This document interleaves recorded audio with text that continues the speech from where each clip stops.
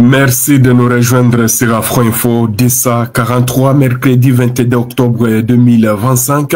Vous êtes nombreux dans les 26 provinces de la RDC et en dehors de la République démocratique du Congo. Nous sommes là pour vous informer de la situation sécuritaire de l'Est de la République démocratique du Congo. Une situation qui est caractérisée par des violents affrontements entre la coalition M23 RDF et les patriotes Wazalendo. Alors, on va se rendre dans les territoires de Massissi pour voir, comme l'avion bien titré, des frappes aériennes, des drones des forces armées de la République démocratique du Congo ont détruit les sites stratégiques de la coalition M23 RDF du côté de Massissi. Alors, c'est dans quelle entité de Massissi où les sites stratégiques de la coalition RDF M23 étaient installés? Alors, des sources sur place, en tout cas, affirment que ce mercredi 22 octobre 2025, les sites, en tout cas, stratégiques de cette coalition, parce que le site logistique de la coalition M23 RDF donc a subi des frappes aériennes de drones, puisque les forces armées de la République démocratique du Congo ont lancé plusieurs attaques aériennes avec des drones qu'ils ont qui ont ciblé avec succès du matériel militaire et des sites stratégiques de la coalition RDF M23 dans la localité de Nyarushamba. Voilà, donc c'est du côté de Nyarushamba où il y avait donc, on avait déjà installé les sites stratégiques et la logistique de cette coalition RDF M23. Maintenant, donc, c'est mercredi, les frappes aériennes des drones des forces armées de la RDC ont ciblé avec succès. En tout cas, ces sources qui livrent l'information affirment que c'est avec succès que les sites stratégiques de cette coalition a été bien ciblé par les drones des forces armées de la RDC. Quand nous parlons Nyarushamba, là nous sommes dans le territoire de Massissi, alors qu'on nous signale que même les positions ou les sites stratégiques encore des bases militaires de cette coalition RDF M23 qui se trouvaient du côté de Kachebere, aussi dans le territoire de Calais, dans le territoire de Walikale et toujours en limite avec le territoire de Massissi, ont été aussi touchés par des frappes aériennes des drones, en tout cas, jusque-là, non revendiqués, mais vous devez retenir que ces derniers temps, les forces armées de la République démocratique du Congo multiplient, en tout cas, des frappes aériennes ciblées contre les positions de cette coalition RDF M23 qui continue toujours à attaquer les positions des forces armées de la RDC de Wazalendo en violation du cessez-le-feu, et puisque même les combats sont en cours au moment où je suis en train de vous informer, mais vous devez retenir que ces derniers temps, avec ces frappes aériennes, on est en train donc de voir une réduction du côté de cette rébellion du M23 soutenue par l'armée rwandaise. Mais dans les massifs, il y a aussi des combats. Avant de parler donc davantage sur Walikale, allez-y savoir que la localité de Kazinga dans le secteur Osso Banyungu, territoire de Massissi au nord Kivu, est secouée depuis la matinée de ce mercredi 22 octobre aussi par d'intenses combats entre la coalition M23 RDF et les résistants Wazalendo. Des sources locales affirment que ce sont les rebelles du M23 soutenus par Kigali qui ont été les premiers à lancer les offensives sur les positions des patriotes Wazalendo, avant que aussi les Wazalendo ne répondent farouchement à cette attaque. Des détonations d'armes lourdes et légère se faut entendre sema la panique au sein de la population de Kazinga et des villages environnants.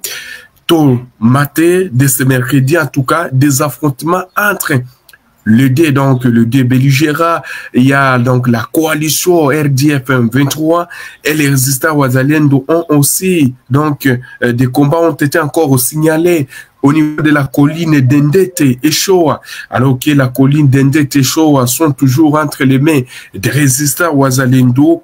Là, nous sommes toujours dans la même zone, mais ici, donc, selon un habitat de la place, ici, l'échange de tirs n'a pas duré longtemps, rapporte toujours un habitat sur place. Pour l'instant, la situation reste encore volatile dans cette partie du territoire de Massissi, devenu le théâtre des affrontements entre la coalition d'IM23 et RDF et les Wazalendo depuis les mois d'avril dernier, malgré que les rebelles d'IM23 soutenus par Kigali cherchent toujours à reprendre ou les positions qui contrôlent les Wazalendo aussi ne parviennent pas toujours à céder leur position. Ils sont en train de faire face à cette coalition M23 RDF dans le territoire de Massissi. Mais alors on peut faire cette analyse de ces frappes aériennes aussi dans le territoire de Massissi et Walikale. Hier, oui, c'est donc le lundi passé, il y a eu au moins 40 rebelles du M23 soutenus par Kigali qui se sont rendus aux forces armées de la République démocratique du Congo dans les Massissi, Rutshuru et Walikale. Alors, c'est grâce aux frappes aériennes que ces gens sont en train d'être déstabilisés. D'ailleurs, un observateur, en tout cas en matière sécuritaire, affirme que depuis que les forces armées de la République démocratique du Congo ne cessent de répondre à toutes les provocations de la coalition M23 RDF avec des frappes aériennes. Il y a eu beaucoup de ces rebelles du M23 soutenus par Kigali qui sont en train de se rendre aux forces armées de la République démocratique du Congo. Si vous voyez dans les Massissi, beaucoup des, vous voyez même des ex ou des FARDC qui étaient donc capturés et puis transférés dans leur formation militaire du côté de Rumangabo. Depuis qu'il y a eu des frappes, vous verrez qu'il y a eu beaucoup d'effections.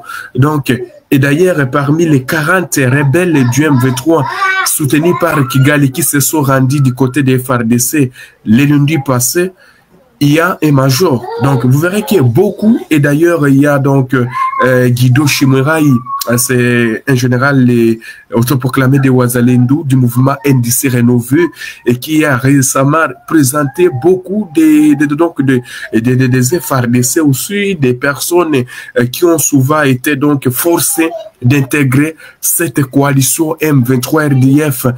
Alors, depuis qu'il y a eu cet appel de l'état-major des FARDC à tous les militaires capturés des FARDC de quitter cette coalition, à tous les autres qui sont donc déportés par force dans cette coalition.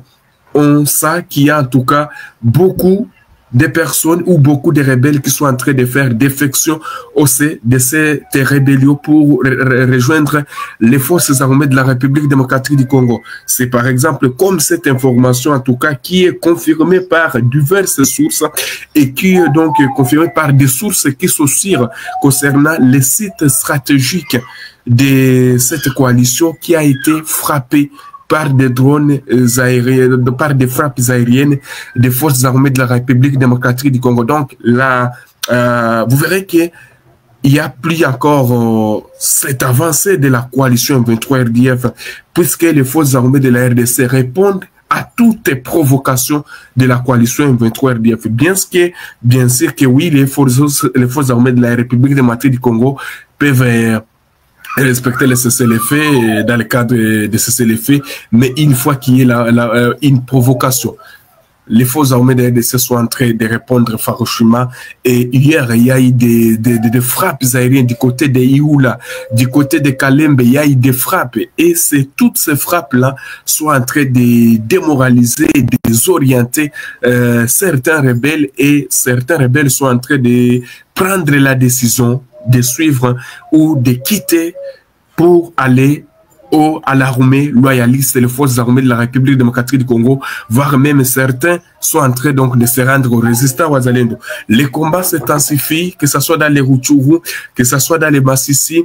Et d'ailleurs, en tout cas, toutes les lignes de front sont en ébullition. C'est mercredi 22 octobre 2025, avec ces frappes aériennes encore. Vous verrez qu'en tout cas, les Wazalendo aussi, parce que ça permet aux Wazalendo de prendre le contrôle, d'avancer et d'étendre donc des embuscades à cette coalition coalition M23 RDF qui continue toujours à attaquer les positions de l'armée loyaliste. C'est ça que vous devez retenir, chers téléspectateurs d'Afro Info de 143, alors que donc la situation reste toujours volatile sur les terrains et les délégations où donc les combats se poursuivent aussi, vous voulez dire les pourparlers se poursuivent du côté des Doha. Merci beaucoup de nous avoir suivis donc dans cette édition. Restez connectés tout à l'heure. Je vais vous ramener donc du côté de Nyangezi, où on nous signale que ça chauffe autour de Nyangezi, où il y a une offensive qui a été lancée par les résistants Wazalendo. Je reviens avec beaucoup de détails puisque je collectionne ou donc je vais tenter de contacter toutes les sources qui sont dans la région pour vous apporter des lumières concernant Nyangezi. En tout cas, il y a beaucoup d'alertes qui nous proviennent du côté de Nyangezi, que les Wazalendo sont en train de s'affronter contre la coalition M23 autour de Nyangezi. Ça chauffe, voire même certaines activités socio-économiques ne tournent pas toujours dans les villages environnants autour de Nyangezi, à une vingtaine de kilomètres de la ville de Bukavu. Nous sommes arrivés à la fin de cette édition. Merci à vous de nous avoir suivis jusqu'ici. Si vous avez apprécié ces contenus, n'oubliez pas de vous abonner à notre chaîne, d'activer la cloche de notification pour ne rien manquer de nos prochaines vidéos. Likez et partagez cette vidéo. On se retrouve très prochainement. À bientôt.